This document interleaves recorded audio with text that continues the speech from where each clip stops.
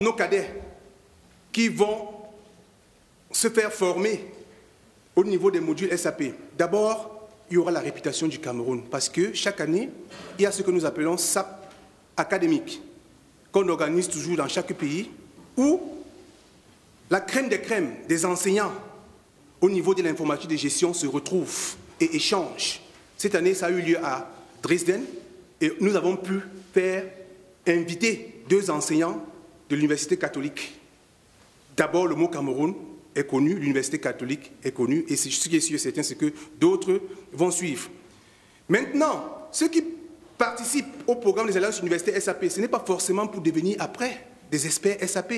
Ils peuvent décider de faire autre chose, parce que le processus métier est le même. Donc, en apprenant et en assimilant le processus métier des logiciels SAP, après, ils pourront se mettre à leur compte et développer avec n'importe quelle plateforme. Parce que le processus métier, quand on le maîtrise, il est unique, il est universel. Donc, voilà ce qu'on peut faire à notre niveau et chacun à son niveau pour pouvoir faire avancer les choses. On ne s'est également pas arrêté là parce que, grâce à nos informations, on a eu la brèche que le ministère des Finances du Cameroun voudrait opter à l'époque pour un service, pour un système intégré. Parce que les systèmes que nous avons maintenant, c'est des entités isolées. Alors, Castanet également a eu vent de ce projet et nous avons dit, SAP étant déjà notre partenaire, avec le nombre de chômeurs que nous avons au Cameroun, pourquoi ne pas recommander à ce ministère d'avoir un centre de compétences SAP au sein du ministère des Finances, qui est un très grand ministère au Cameroun. Alors, on formerait déjà les jeunes sur place et on pourrait également être le point focal pour les experts dans ce domaine, dans la sous-région. Quand on essaie même déjà de voir, Dieu nous a donné au Cameroun quelque chose de formidable. Regardez un peu la situation du Cameroun. L'océan, la fibre optique. Qu'est-ce qu'il nous faut encore? Le courage et la substance grise. Le potentiel humain, nous l'avons. Et donc, on a tellement de potentialités qui puissent nous faire du Cameroun un point d'excellence en ce qui concerne l'éthique dans la sous-région. Donc, voilà. Et quand on essaie maintenant de voir les pays qui, avant septembre, faisaient partie du programme des alliances universitaires, comme toujours, quand on parle de la technologie de pointe en Afrique, c'est l'Afrique du Sud. Et maintenant, on est tous fiers qu'il y a un 4e drapeau, qui est celui du Cameroun. Donc, compte tenu des contraintes, n'est-ce pas, horaires que nous avons, je vais devoir arrêter mon propos à ce niveau. Et donc, même offline, on pourra, pour ceux qui sont également intéressés, de partager l'expérience, on pourra également changer là-dessus. Et donc, merci pour votre attention.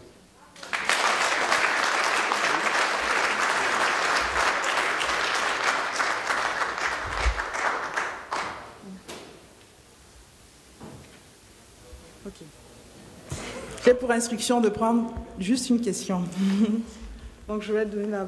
Ah, c'est pas... Ok, d'accord. Oui, monsieur. Bonjour, donc je suis déjà très content d'être là, très heureux de voir que ce genre d'initiative commence à naître au Cameroun. Donc moi je vais dire déjà 2 choses. Première chose, il y a notre compatriote qui est sorti tout à l'heure qui a prononcé un mot. Pardon. Il a parlé du mot coopérative. Ensuite, il y a le 2e compatriote qui a parlé du mot association. Transfert des technologies. Le premier, malheureusement, qui doit être sorti, donc, il a dit quelque chose d'important. Tous les pays se sont développés d'eux-mêmes. Voilà. Donc, ça veut dire simplement que nous, en tant que Camerounais, il faut qu'on sache que jamais le Cameroun, c'est personne d'autre qui viendra développer le Cameroun en dehors des Camerounais. Ça, je le dis et j'ai toujours l'occasion de le dire et j'hésite pas. Donc, ensuite, je tiens à encourager l'initiative de M. Nana Monteux. et dire par la même occasion que, voilà, il faudrait que les Camerounais, j'ai quand même eu la chance d'aller un peu partout dans le monde, et je veux vous dire que partout où vous allez voir des Camerounais avec des compétences incroyables. Ça, je vous dis, partout. Mais il manque une chose. Il manque l'association, il manque la coopérative. Pourquoi? Si vous regardez partout, pour faire quoi que ce soit, tant qu'on n'est pas unis, on ne fera rien. Individuellement, on est intraitable. Ça, je vous le dis tout de suite. Les Camerounais, individuellement, ils sont toujours parmi les meilleurs. Collectivement, rien. Peut-être des petites choses. Donc, je pense qu'il est important qu'on mette vraiment le point, qu'on insiste sur l'association, sur la coopérative, ce qui permettra, d'échanger les idées, d'échanger les compétences et, par la suite, faire le transfert des technologies. Et je pense que ce n'est que par ça qu'on pourra développer le Cameroun.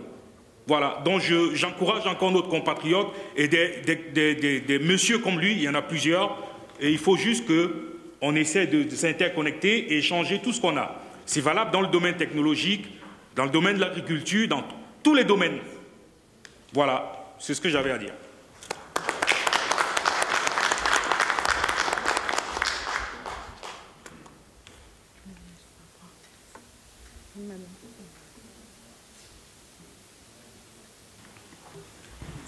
Merci beaucoup. Mon nom est Awa Ndiaye, Espace Afrique International, ici à Genève. Je suis sénégalaise.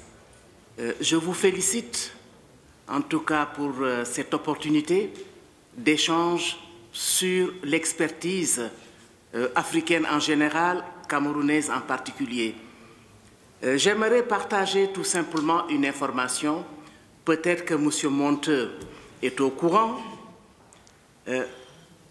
Comme vous le savez, cette diaspora est pistée par les pays riches comme pouvant être un complément substantiel à l'aide publique au développement qui est en train de rétrécir comme peau de chagrin, comme vous le savez, à cause d'une crise financière mondiale.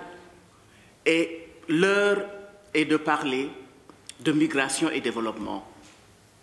C'est la raison pour laquelle les 27 pays européens, plus la Suisse et la Norvège, sont en train de mettre en place ce qu'on appelle le European African Diaspora Platform for Development.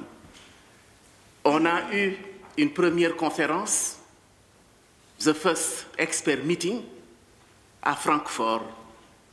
Et là, il y avait un représentant du réseau des ingénieurs camerounais et il venait de l'Allemagne.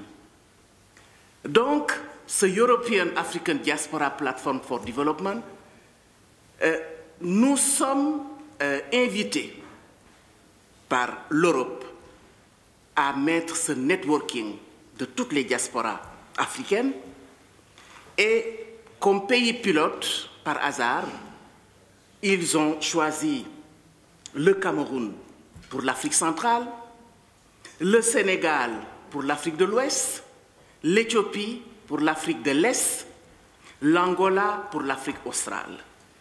Donc, j'ai une sorte de baume au cœur en me disant que ce n'est pas pour rien que le Cameroun a été choisi par l'Union européenne et ce que j'invite en tout cas tous ces experts et ces compétences de la diaspora à s'inscrire dans la dynamique de 2013, puisque cette plateforme sera mise en place fin 2013.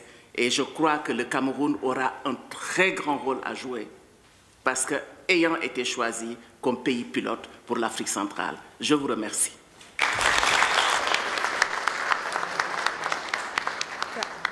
Merci, Madame, pour cette information extrêmement importante. Je pense qu'on a pris note.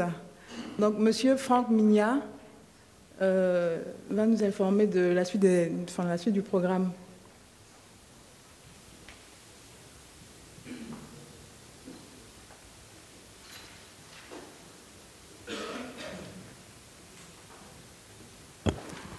Merci Madame la Présidente, merci aux intervenants. Mesdames, Messieurs, rebonjour. Donc, je vais vous présenter un peu rapidement la suite de notre programme.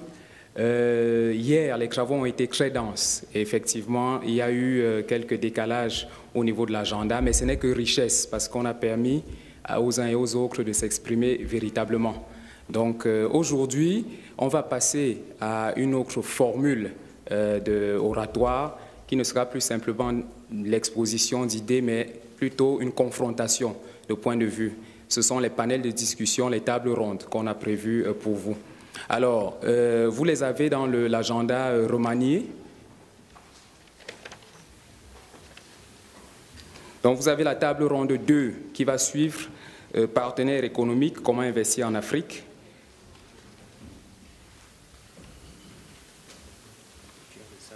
D'accord, parfait. Donc, effectivement, la table ronde 2, partenaires économiques, qui sera modérée par M. Roger Mbassandine, qui va se passer, donc on va se déplacer dans une salle plus compacte, qui va se passer à la salle 15. Vous serez dirigé directement à la sortie par des hôtesses. Donc, table ronde 2, salle 15. À la suite de cette table ronde 2, la table ronde 3, promoteur de projet.